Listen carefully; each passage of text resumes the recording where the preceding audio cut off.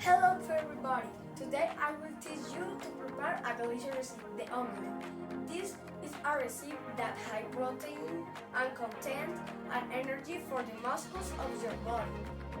The ingredients that we must have are 2 eggs, a little bit of cheese, 2 slices of ham, a quarter of a cup of skimmed milk, a tablespoon of oil and a frying pan.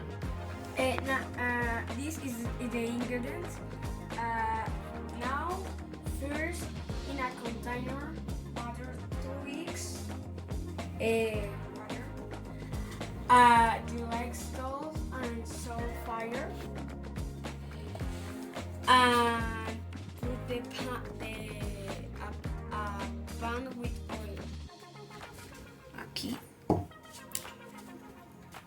And then you make her a half cup for slime milk and the pieces of the ham and the cheese, and the blends a little bit for a few minutes, and turn the other side the omelette.